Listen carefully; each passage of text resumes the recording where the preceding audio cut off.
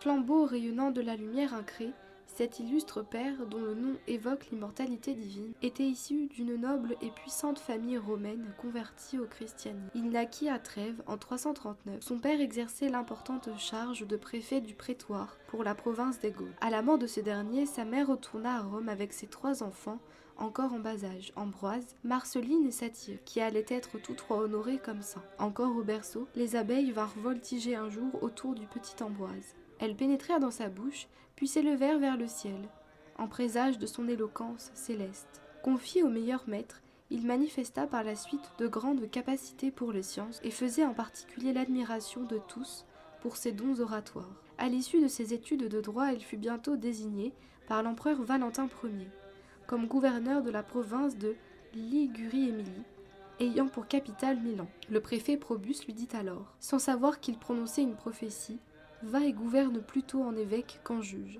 voulant par là l'exhorter à la compassion et à la miséricorde.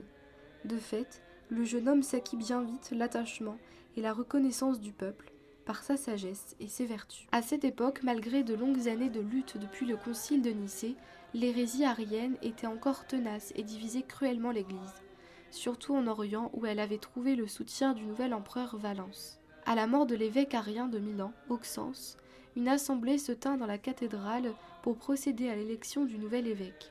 Mais le peuple était si divisé entre les deux partis, orthodoxes et ariens, qu'il était impossible de parvenir à un accord. On fit alors appel à Ambroise pour intervenir et calmer le tumulte. Les paroles du gouverneur, sa douceur, sa persuasion, son esprit de paix firent une telle impression que tous les fidèles reprirent soudain d'une seule voix l'exclamation d'un enfant qui s'était écrié « Ambroise évêque !» Surpris, puis effrayé, Ambroise objecta qu'il n'était encore que catéchumène, car la coutume était alors répandue de retarder le baptême pour ne pas le souiller par des péchés ultérieurs. Et il se réfugia dans son palais, suivi par la foule qui répétait sans cesse ce même cri. La nuit venue, il tenta de s'enfuir à cheval, mais il perdit son chemin, et au petit matin, se retrouva à son point de départ. Il essaya ensuite d'échapper à ses honneurs en écrivant à l'empereur, mais celui-ci, d'habitude indifférent aux affaires ecclésiastiques, soutint avec admiration l'élection d'Ambroise. Finalement, résigné à se soumettre à la volonté de Dieu, ce rhéteur et administrateur de 35 ans fut ordonné évêque, 8 jours après son baptême, à la satisfaction des deux parties, le 7 décembre 374. Dès lors, Ambroise se consacra complètement à son ministère céleste et renonça à tous ses biens, richesses et plaisirs. Il distribua son argent aux pauvres et fit don de ses vastes propriétés à l'Église. Ne gardant rien pour lui-même, il passait presque toute la semaine dans le jeûne le plus strict, consacrait ses nuits à la prière et à la méditation des Écritures et des Saints-Pères, alors que pendant le jour il s'occupait des affaires de l'Église et de la direction de son troupeau spirituel, sous la direction du prêtre Simplicien.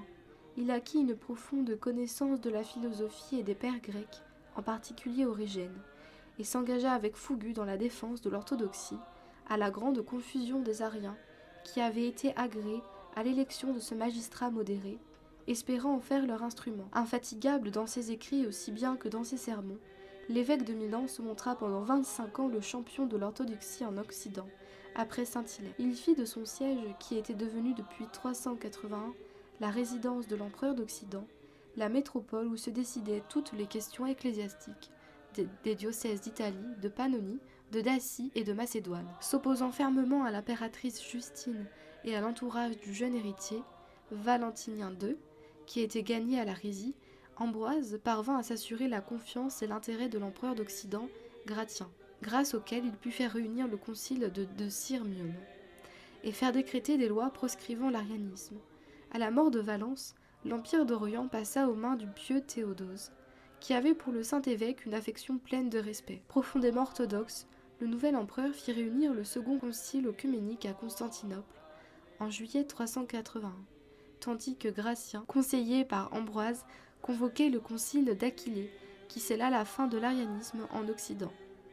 Toutefois, cette amitié avec les princes ne faisait pas perdre à saint Ambroise le sens de l'indépendance de l'Église à l'égard du pouvoir civil. Laissé par sa mère, Justine, le jeune Valentinien II intima un jour au prélat l'ordre de livrer son Église. « Allez dire à vos maîtres, répondit Ambroise aux envoyés de l'empereur, qu'un évêque ne livrera jamais le temple de Dieu. » Il s'enferma alors dans l'Église, entouré du peuple décidé à mourir avec lui. Et du dimanche des Palmes au jeudi saint, ils résistèrent ainsi aux troupes qui avaient investi l'Église et n'ayant pour arme que la prédication enflammée de leur pasteur et le chant des psaumes et des hymnes. Quelques années plus tard, Théodose, alors au faîte de sa gloire, fit réprimer avec une cruauté inutile une émeute qui s'était déclenchée à Thessalonique, et plus de 7000 personnes furent alors massacrées. La nouvelle parvint jusqu'à Milan, et lorsque l'empereur en visite dans la métropole italienne se présenta à la porte de la cathédrale pour assister à la divine liturgie, le saint évêque, interprète du courroux divin, ne craignait pas de lui en interdire l'entrée et de l'excommunier pendant plus de 8 mois. Respectueux envers la discipline de l'Église, le souverain, devant lequel tremblait l'univers, se retira alors en pleurant dans son palais et se soumit avec humilité à la pénitence publique. Le jour de la Nativité, il se présenta à l'église, se prosterna jusqu'à terre aux pieds d'Ambroise, baignant le sol de ses larmes et suppliant d'être à nouveau jugé digne de la participation au saint mystère. Après avoir obtenu le pardon de l'évêque, il pénétra au moment de la communion dans le sanctuaire pour communier avec les clercs, comme c'était la coutume à Constantinople. Mais le serviteur de Dieu Ambroise se tourna vers lui et l'humilia publiquement une nouvelle fois, en le repoussant par ces paroles. « Sors d'ici et demeure à ta place parmi les laïcs, car la pourpre n'institue pas des prêtres, mais des empereurs. » Sans répliquer, Théodose se retira alors et se rangea parmi les pénitents, tant son respect pour Ambroise était grand. De retour à Constantinople, jamais plus il n'osa pénétrer dans le sanctuaire pour communier. Familier des princes et des grands de ce monde, Ambroise nourrissait aussi une attention toute paternelle pour le moindre de ses fidèles.